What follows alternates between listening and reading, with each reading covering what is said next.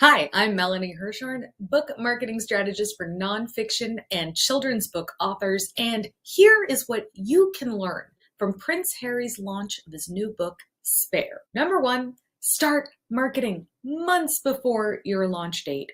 We've all been talking about his book, and that is because he has been marketing it for at least 6 months, if not longer.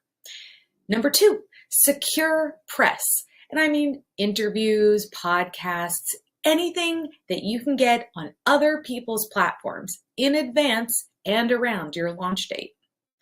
Number three, do not be concerned with giving away too much from the book. You know he's dropping bombshells left and right, but he's not worried. People are still buying copies of his book, and they'll still buy copies of your book too. You can continue to share so much content, and it still will not stop people from buying copies of your book. Number four, share your stories and your mission from the book, and continue to talk about them. It's less about the book itself and really about what is inside it. So keep sharing. Number five, keep marketing your book after the launch and do not stop. Consistency is what's going to set you apart from the competition and set your book apart from the crowded book space. You will see interviews and reviews coming nonstop for a long time for Prince Harry as he shares his story with the world. Have you picked up a copy of Spare? I'd love to know what you think. Let me know in the comments.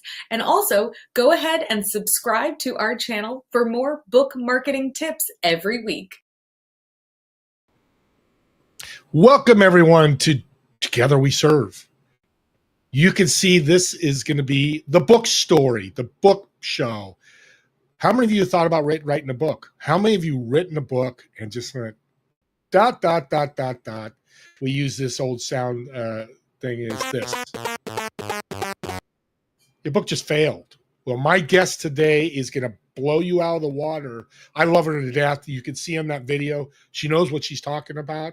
And what's really cool is she's using other people's books to show you how to do it right. No matter if you're Steve Ramona or Elon Musk, it all works the same. We all have different numbers of influencers, but get that book written, get it published, and get it marketed right with my guest. I want to welcome today to our show, Melanie. Welcome. Hi, I'm so excited to be here. Thank you, Steve. Me too. It's, books are a big rampage now. Maybe it was COVID. People are like all this time. And I talk to people every week. They want to write a book or writing a book or have finished. But 90% of them, 95% aren't getting anything out of it. Yeah. Why not? Well, because people get so wrapped up in the writing and publishing part that they forget that a launch is not a book marketing plan. So it's very important to keep the marketing going and to really start way before, kind of like Prince Harry did, start way before your book comes out. However, I don't want you to feel like, well, I missed the boat, so now I'm going to go cry and curl up in a ball. You don't have to do that either, because today can be the day that you start to market your book, even if it came out a year or two ago. Now with books, and I'm going to stay on because I have great questions.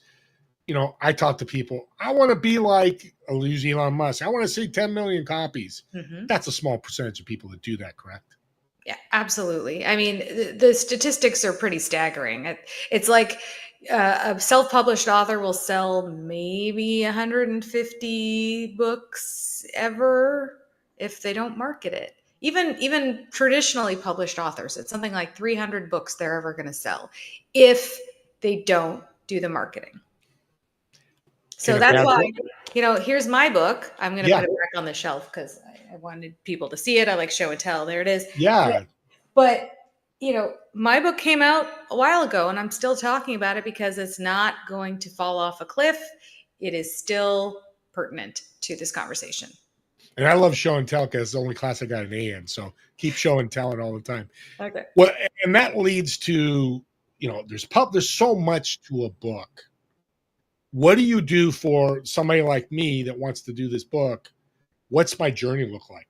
Okay. So what I can do is help get the idea out of your head onto the written page and then published and then marketed. So all the steps of the journey. And I think that a lot of people they say, well, all I need to do is publish a book and it's going to change everything for me. But the truth is that the magic equation is publishing plus promotion. That is going to equal elevated thought leadership. If you just publish the book, it's like having a car with no gas in it. It's not going to go anywhere. So I highly recommend having a marketing plan as well. And so that's what we offer clients, the whole shebang, soup to nuts, so that you're not missing out on the best part, which is people reading your book and then getting return on your investment because you're leveraging your book for speaking opportunities, podcast guesting opportunities, and so much more. And it's funny when I showed that video when we first before the show, you go, "Oh, that's an old video," but how much is it in play now? And how old is it? Well, I mean, it was January, but I don't remember which January it was.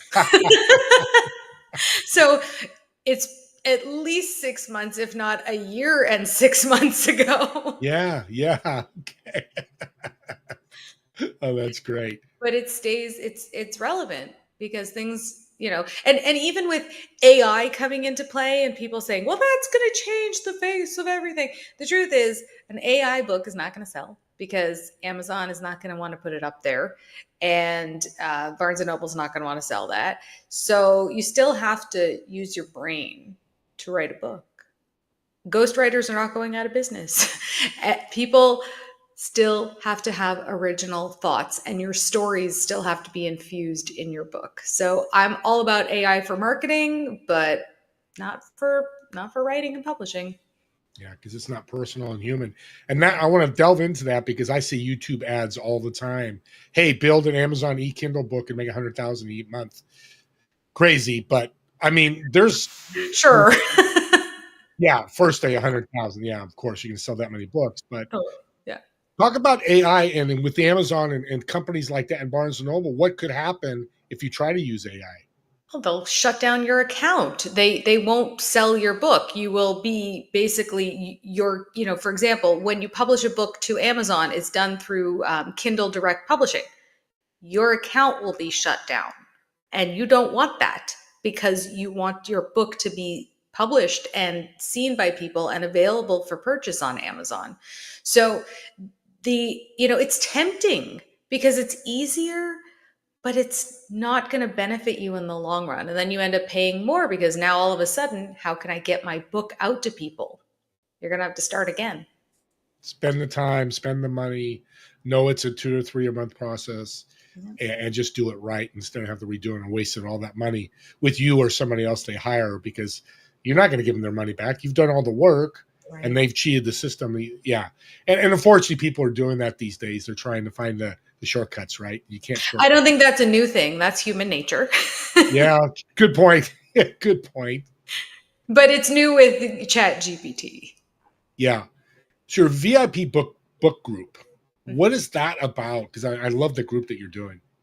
So my company name is so long that it's VIP book publishing or VIP book marketing. But the point is, the person who comes to us is a VIP. And we are going to take you through the publishing and the marketing process of your book. And the way I view a book, we don't work with fiction authors necessarily. I have done some marketing for them because it's branding. But what we're really looking at is a nonfiction book that you can leverage to grow your business. So we specialize in working with attorneys, with professionals, with wealth advisors, with business owners, people who have a business and they want to grow it. And your book is such a beautiful way to have longevity with your marketing, because you can then take this book and send it to potential clients. And so they're reading this book and they're learning all about you and how amazing you are and how all the people that you've helped. And so it's a no-brainer when they go to make a hiring decision, because they're going to hire you as their service provider. Yeah. Why wealth? I think I know the answer, but I want the audience to hear. Why lawyers, wealth advisors, that industry? Well, because especially with lawyers, they are brilliant people who have so much knowledge that the rest of us can't get access to. And so when I can be the conduit and help, I don't want to say dumb down, but I'm dumbing it down for myself. So when I can take that information and I can help them share it with the rest of us, these are things that are going to help our lives and help the attorneys, because we're going to want to hire them because we see how great they are and all that they've accomplished, and we read it in their book. Yeah. If you're an attorney or wealth advisor out there, I'd reach out to Melanie just for a chat. I mean, if you never thought about writing a book, at least have a chat. It still may not be a thing for you, but if it's especially lawyers, they need help with marketing. They're not the best marketing industry in the world. It's true, but the thing is, when you go to law school, you don't learn marketing. Yeah. It's the same with a physician. You know, they don't learn how to build a business, and yet they're supposed to come out and start their own practice. Good luck. That's what Google University's for. Amen. And wealth advisors too. They're taught how finances, numbers, right? Money. Yeah. Finance. That's your thing, not marketing. Not client retention. Any of the human interaction pieces. It's all that. You can't be everything, and that's why it's very important to hire people that can do the other things. It's well said, Melanie. You entrepreneurs out there, especially, we're prone to do this. I can't afford it. I've got to do everything. Got to spend money in your business to make money. I take 50% of my profit, goes right back into my business. I know we've talked about that. You do the same thing. Yeah, when you make money, you make $10,000. Yeah, take $5,000, go on a trip, pay your bills, but you got to put it back. You know, Amazon, Google, big company, they put money back in their business. They're not taking all the money and running. We may think they are, but they're not, because it wouldn't be in business. They've got to reinvest in their own company. What a great message that you said, because it's important, especially for solopreneurs, entrepreneurs, to hear that. Now, I read something about, go ahead. I was going to say, you said something that I really want to underscore. You said, take a trip.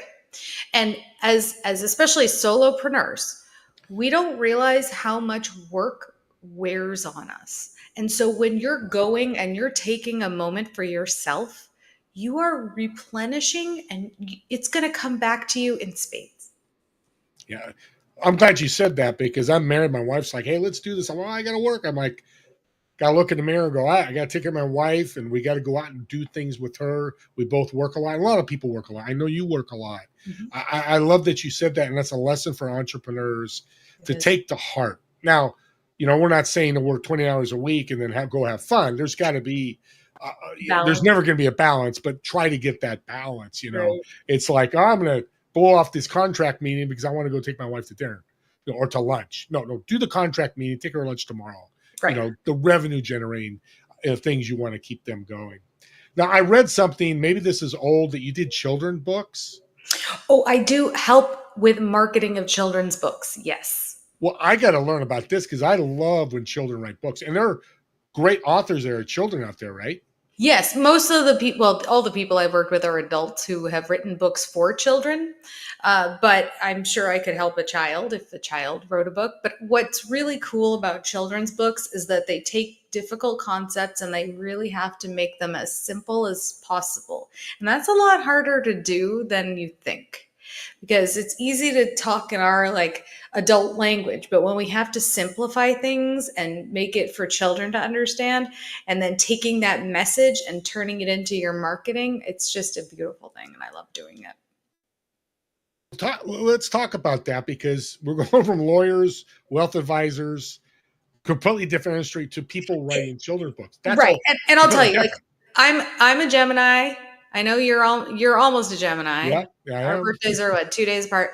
Yeah. And I don't like to be stuck in one way. So, and I'll tell you that no book is the same. Even two attorneys, the book will not be the same. Yeah. But I do love to be able to help with the children's books too, because a lot of times it's a parent who has this idea, they've written it for their child. There's just so much heart behind it. And so, and then inevitably they have no idea what to do with it. So that's where I come in to help. Well, on the base level too, Melanie, storytelling. Yes. They're selling children's books. The wealth advisor lawyer is selling. That's why each wealth advisor lawyer book is completely, because they're not the same story. Right. One guy might have been homeless to get his law degree. One might have been the richest guy in the world and got a lot of, there's so many ways. That's why writing a book, or you tell me, tells our story, but it leaves a legacy, doesn't it? It does leave a legacy. Absolutely, because any book that doesn't infuse your magic into it is just really a how-to workbook. Yeah, yeah. And we don't need that. We want to hear from you, the author. We crave this human interaction, especially now in this post-pandemic world. Being apart sucked. Really sucked. So the more we can learn about people through their story, the more connected we feel. And stories are also very memorable. And that's what you want when you're marketing your business. I got to agree with you 100% about seeing people in person. I just met one of my podcast guests June 5th at an event, and we had dinner together.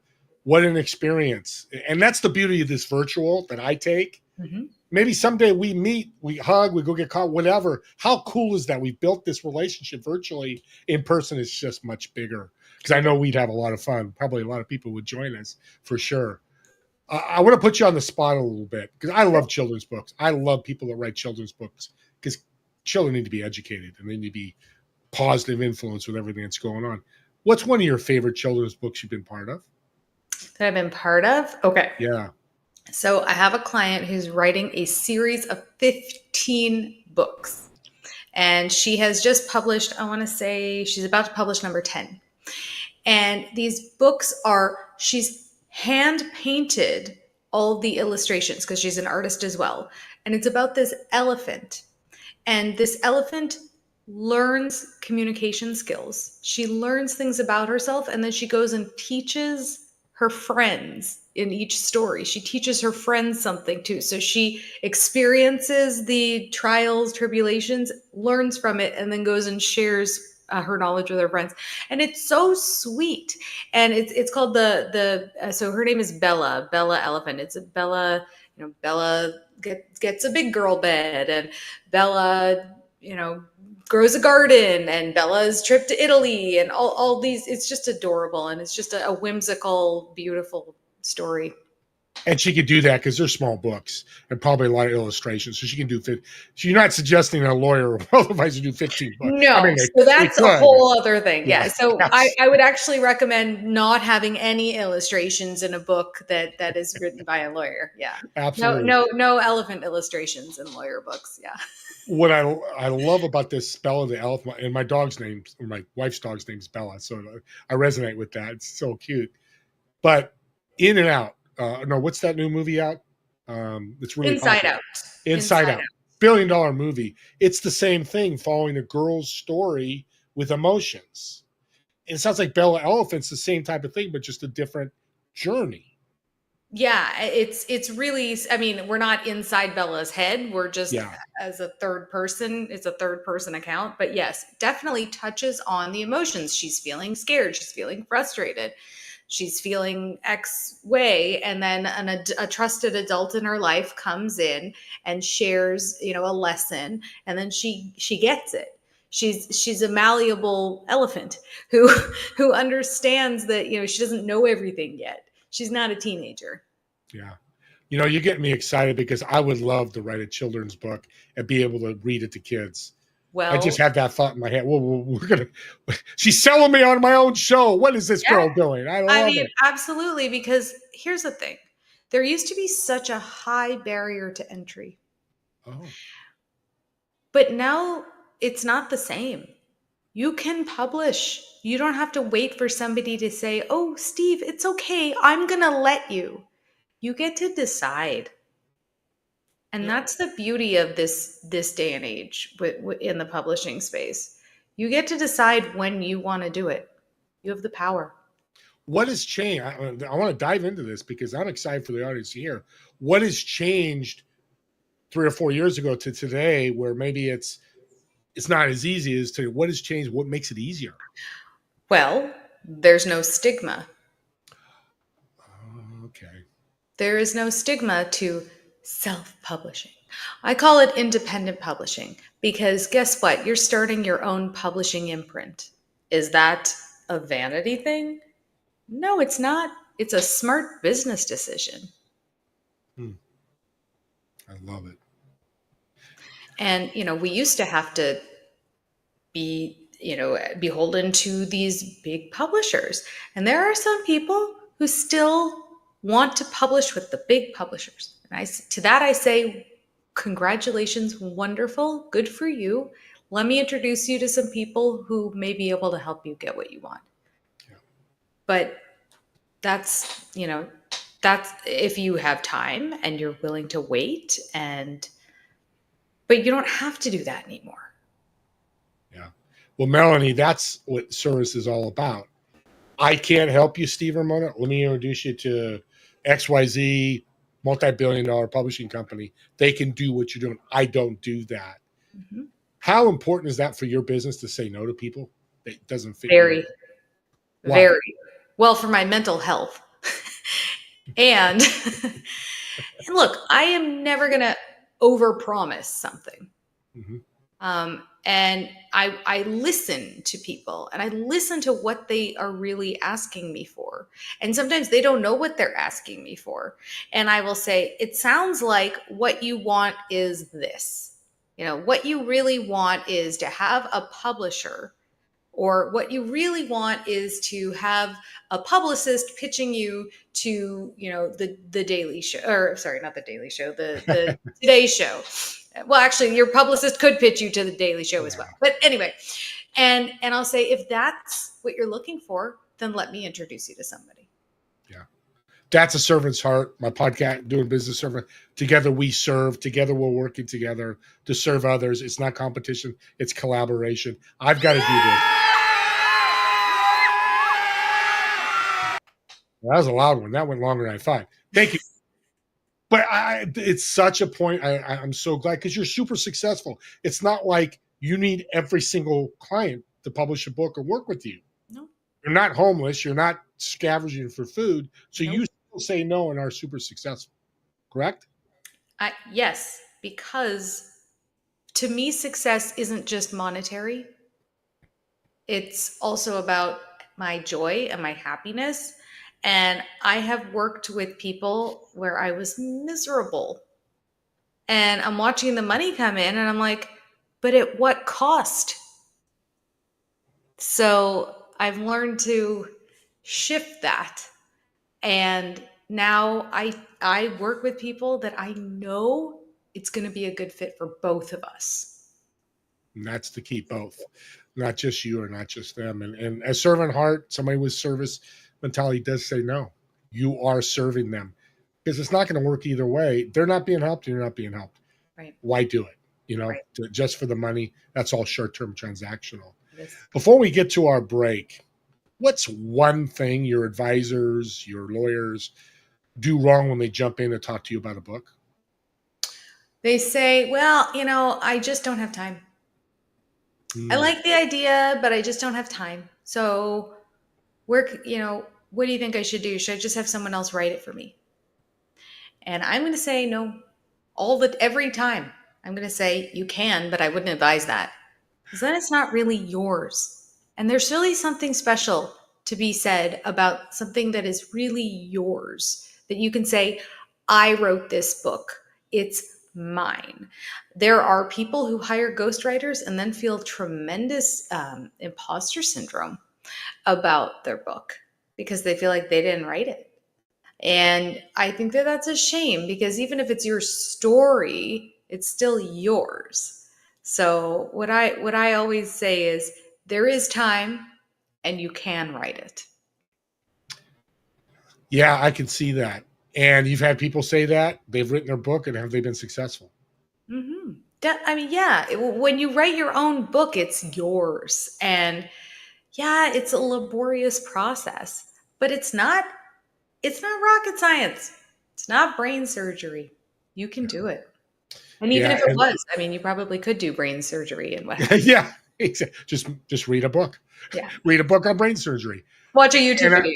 Yeah. Yeah, exactly. And I love that you said laborious, because I've talked to other people. They talk to people, go, oh, we'll do it quickly. We're very good. We're fast. And it's never like that, is it? Look, there are people who will write a book in a week. And I'm like, that sounds like hell to me. I need my time. I need the words to breathe. I need my thoughts and my ideas to breathe. I think that a good thing you can do, now these are not very huge books that I work on. These are not like 300-page tomes. This is more like a 150 page, maybe less, just a book about your business and who you are and stuff like that. And that kind of thing, you would be surprised how quickly you get it out of you to begin with. Yeah. You really will. You'll be surprised. I could see it in your voice and your passion, spurring me on ideas as you're talking to me, asking me questions. I can see that. See, audience, she's still trying to sell me. Not trying, she is. No, she's not doing it purposely. I'm not trying. So let's take a break. Give Melanie a break. She's been giving us so many good nuggets. So we'll take about a 4 or 5 minute break. We'll be right back with Together We Serve.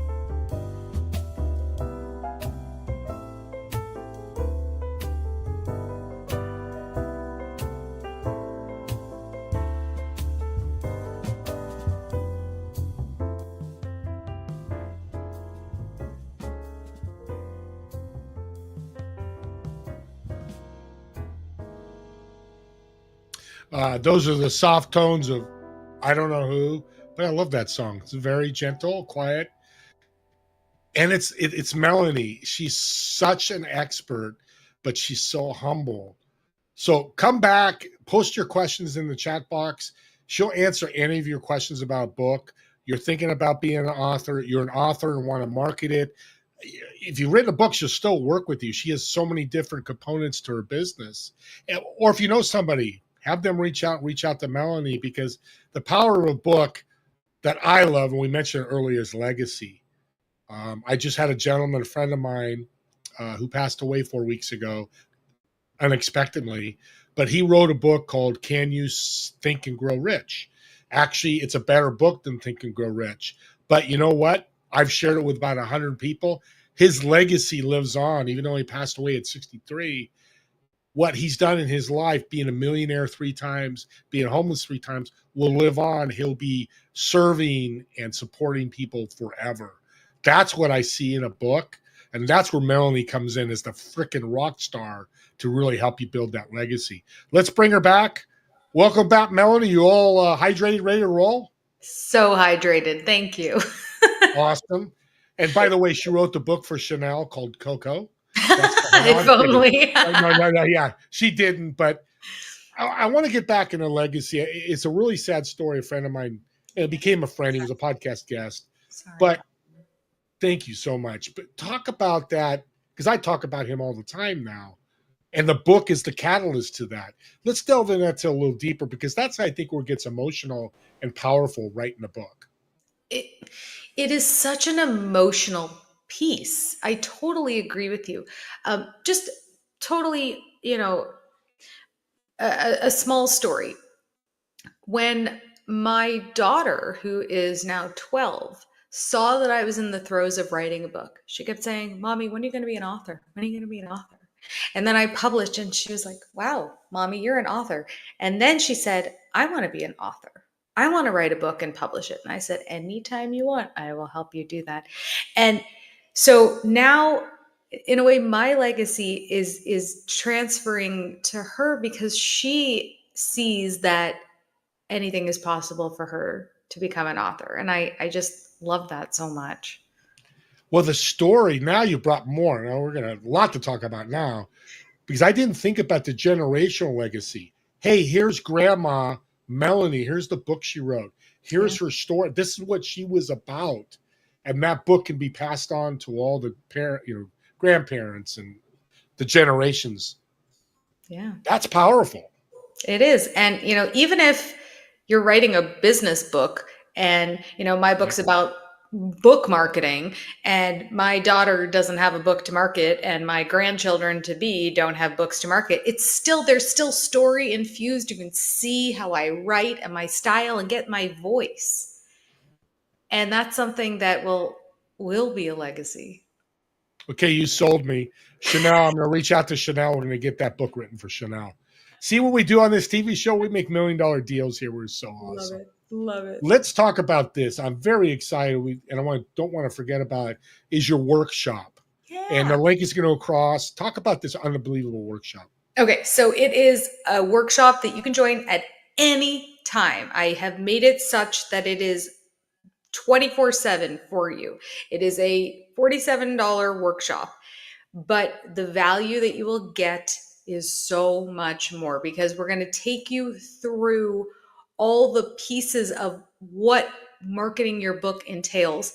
And then you get on a call with me and we'll go through all the things that you worked out and see where you have gaps, if you have any, or we'll be able to say, "Hey, I got this, and I'm just doing all the right things." And then you can pat yourself on the back and be on your way. But it really gives you a broad scope of all the things that you can do with your book, so that you never feel like, "Oh, my book's just sitting on a shelf, not doing anything."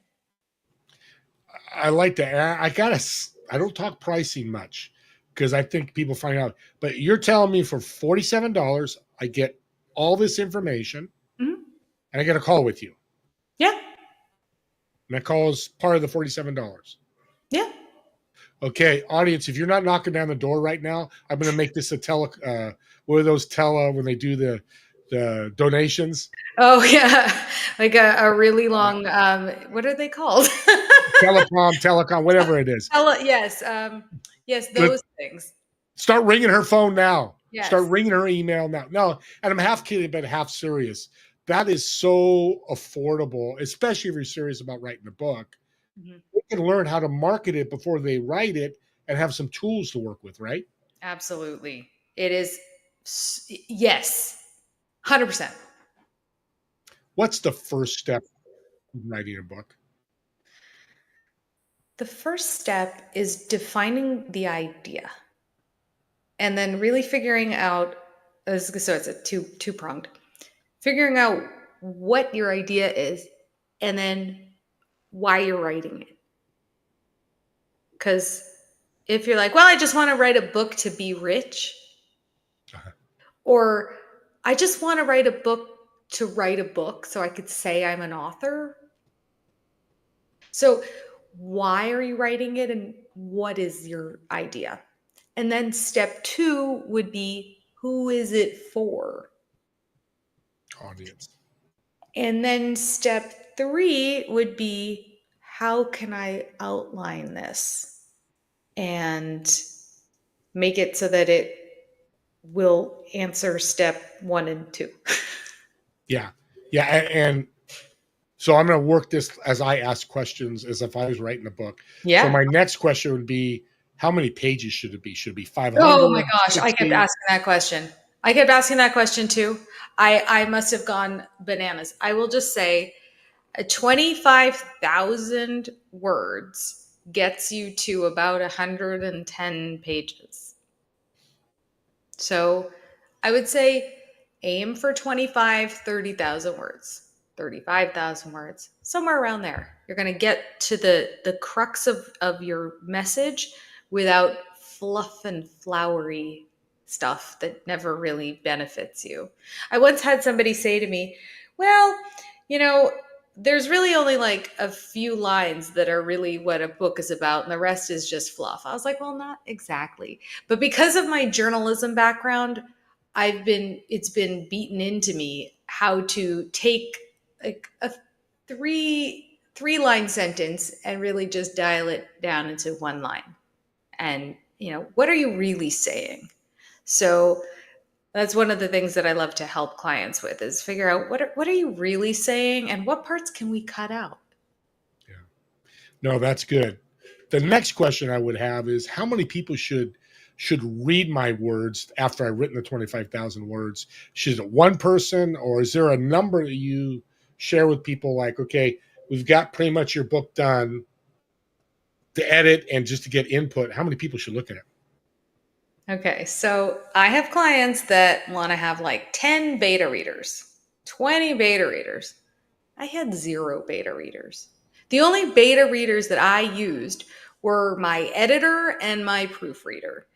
And I'm probably just a little bit different than regular humans, but I didn't want all this extra feedback because I trusted that what was in my book was what I wanted to say.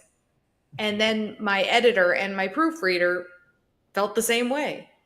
So I'm a firm believer in too many cooks in the kitchen can really spoil things. So it's great to have people. Not only could they spoil it by giving too much input, sometimes beta readers aren't really an expert in your topic. Yeah. And so it's like asking your mom, hey mom, what do you think about this thing that you don't really know anything about? Tell me your feedback on it. So I would say, keep it on the lower end of things. Okay. This is a great journey. So the next part of my journey then is the book's done. Mm-hmm. All right, Melanie, we did this book.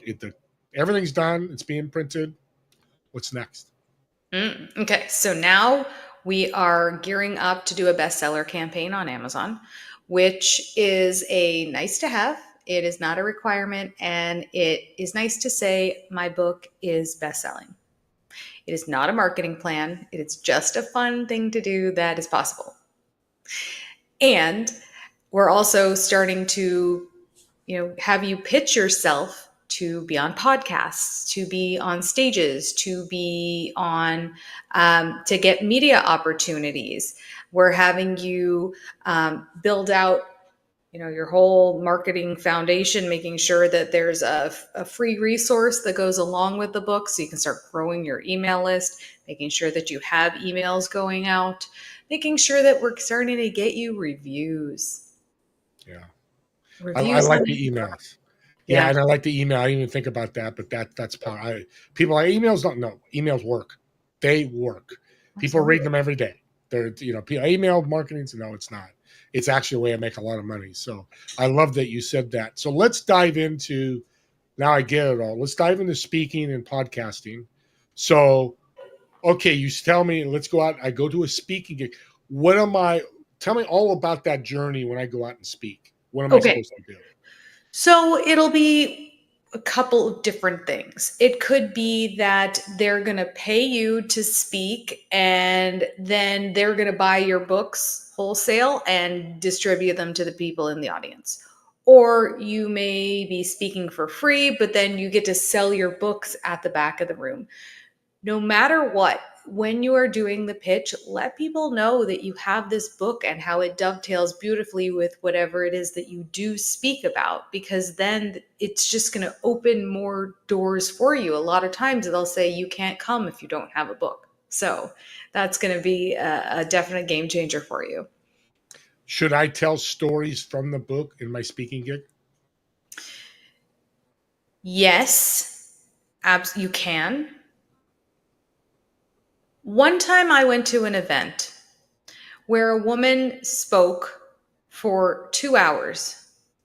And then I went and I bought her book at the back of the room. And the first half of her book was her speech, verbatim. Okay. And I went, oh, this isn't new. So I think that your book, assuming your book is a how-to of some sort or a get to know me, or these are the 10 things that my ideal clients always ask and I'm going to answer it all at once. You can have your speech talk about pieces from there, but you're also going to want to change it for tailor it to the audience. So if you can have other stories, I would recommend them. I mean, there's always going to be your core stories, like how you got to where you are. That's not changing. You don't want to start making stuff up. That would be silly. So people will always hear that, and that reinforces who you are. Yeah. But if you're going to give examples of things, try to vary it up, because the more stories you have, the more memorable you are. Yeah, I learned something big just now. The core of your story. I started as a servant at 18, working in health. That's my whole course, my story. I talk about that even though it's in the book, but I show different ways I've served that aren't in the book, might be book 2, but aren't there, and read what you just said. And your story leads to referral marketing. I'm a big fan of it, as you know, affiliate marketing and referral, building your network. Mm-hmm. How important is that, and how did it affect you when you read that part of the book and go, holy mackerel, I just heard that whole book in a speech? It made me lose a little desire to continue, because I felt like I started to feel like it was a conveyor belt sort of thing. Like, this is all we talk about. Now you're on the conveyor belt. Now you're supposed to give us your credit card, and I didn't like it because it didn't feel honest. It didn't feel honest or authentic. It felt canned. That's And not good. and Yeah, and you're not going to refer the book. That referral marketing just failed. right, exactly. I'm not. Right. Yeah. I have not ever referred that book. And you may not be the only one, because you're probably not the one about the book and read the same thing. What a great lesson. And that's why I love stories, because that's a huge lesson in the story, because I think the legacy part, but also the referral part. Somebody reads your book and go, hey, you need to read Can You Think and Grow Rich? I'm sharing it to everybody because I loved it. I love his story. Any other tips before we go to the next to podcast guesting? Any other tips as a speaker with your book that you should know? Don't be afraid to give your book away. Because if it can become the tool that allows you to get a new client, think about it. The book cost you $10, $15. The client is giving you $50,000. Easy numbers. And I like that, because I was told a story. A friend of mine who was a speaker, 3 guys that were very influential guys, millions, multi-millionaire, all that. And they were speaking. They had books and they gave all their books away. but they never talked about their book except for their core story. And then they did things. And it's part because they're multimillionaires and very well connected. They went behind the bar and sat down. And he said, I sat there and listened. $1 million deals were happening. I need to work with you. I need to work with you. Hey, let's partner up on this. Can I use you for this? And these guys were making millions of dollars in the back end because they sold themselves. They didn't sell the book. They didn't sell their business. Right. I love it. The book is not the end. The book is the beginning. It's the opener. I call it your business card too. Yeah. Business card's great. It's got your website, all that information, but maybe put that in your book and go, here, learn a little bit more about me, like you said earlier so well. So cool. Okay, let's jump into podcasting. Ooh. My favorite thing in guesting. I've probably had 150 authors on my podcast. Some did a great job. Some did a good job, but I think there's better ways. How should I be a podcast guest with my book? Okay, first thing is not to say, like I wrote in the book. Nobody wants to hear that. So you can refer to the fact that you have a book one time. Give yourself that one time. And that's it. The rest of the time, focus on your message. The host will alert their listeners to the fact that you have a book. And if you want to say, well, my book is available on all these platforms, or you could talk about when you were writing the book or some impact that your book has had. But when you start going on page 75, people are gone. They have left the building. You can play that sound again. Oh, yes. And the scary part, they're only have a 70-page book. I'm just kidding, audience. I'm joking. But I love that. And the other thing is some podcast hosts don't want to talk about books. They just want people's stories. Exactly. How do I handle that as an author? Well, as an author, you can just use it as an aside. And that's why I wrote the book. And that's what I love to share about in my book. Or, because I'm an author, I've had these great doors open for me. I'm not sure what the context is, so I'm just speaking in generalities. But when you say, like I said in my book, that automatically makes people go, oh, and there's now a barrier between you and them because they feel like they're not on the inside because they haven't read the book. Yeah. Or it makes them feel like you think you're so special because you wrote a book. And it just brings up, it's a trigger thing to say. Yeah. So if you're going to talk about your book, talk about it in when I published my book in January. It turns out, by the way, Prince Harry, it was 2023. So it has been a year now. Look at that. I checked. Thank you. So when I published my book, I was hoping to do X, Y, and Z. So it's all about how you speak of it. It's kind of in coming from a place of service and not a place of, I'm so great. Yeah. And the other thing I've seen is being subtle. that's what I wanted you to go with. You read my mind perfectly. Okay. Because the other thing is people jump on, I've heard podcasts and go, the book is releasing next week. You better get it before it runs out. It's going to be the best book you ever read. And I'm an expert at this. And it's only $19.99. It may go up in price, I'm kind of half make it, but you get where I'm going. Don't sell the book on a podcast or on a TV show, on a radio show. No, exactly. It's your message. That's what people are going to resonate with. It's not the book itself. I mean, how many times have you listened to a podcast and you have loved what you were hearing, but you couldn't remember the person's name? Or you couldn't remember the title of the book that they were talking about? I am such a visual person that if I don't see it written in front of me, I can't remember the name of it. Yeah. So that's what's great about show notes. But I'll tell you, if you made me feel a certain way or I learned something interesting about you, I'm going to listen to I'm going to go and check out those show notes and maybe even listen to the podcast again and get the information. But when you push things in people's faces, you don't get the results that you're looking for. An audience, that's across the board. If it's a book, if it's your workshop, if it's your business, she just blew me out of the water. It's exactly what you do for everything. It should be like very subtle and just informational. Yeah. I can't believe we got just a couple minutes left. This has Oh my gone gosh. fast. I know, we flew right by. I got a fun question for you because you're so much fun. So you're on an airplane, you're traveling, Okay. and you get to choose who sits, because on a plane, you never know who's going to sit next to you. They're going to talk your ear off, or they're going to snore, or whatever. Who would you choose to sit next to you on your trip across country? So it's a 5-hour flight, and why? Ooh. Dead or alive? Okay. I think it would be Abraham Lincoln today, is what I would say. I recently watched Manhunt, which is a fictitious. Have you seen it? Okay, so I need to see it. No, okay. you've got Oh my God, you need to see it. Okay.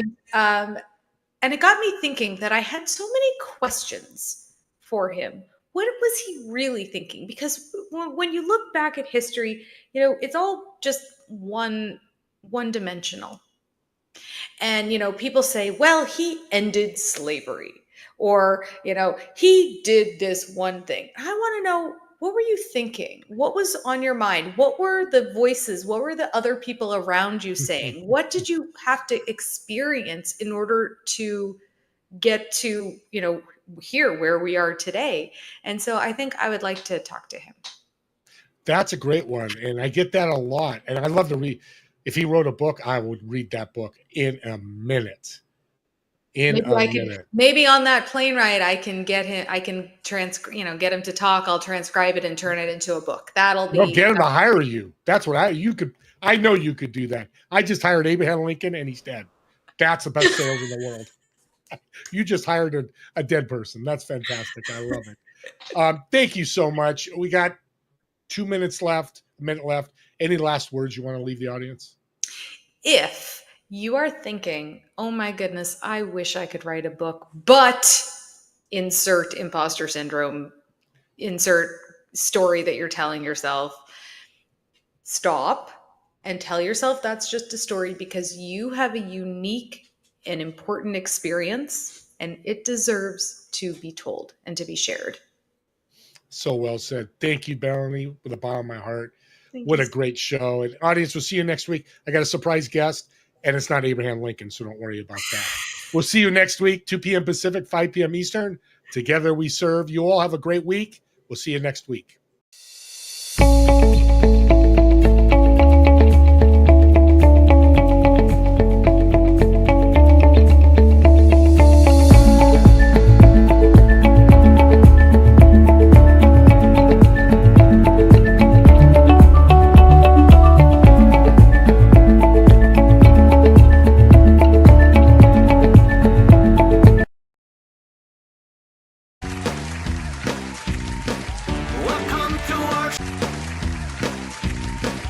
Welcome to our show.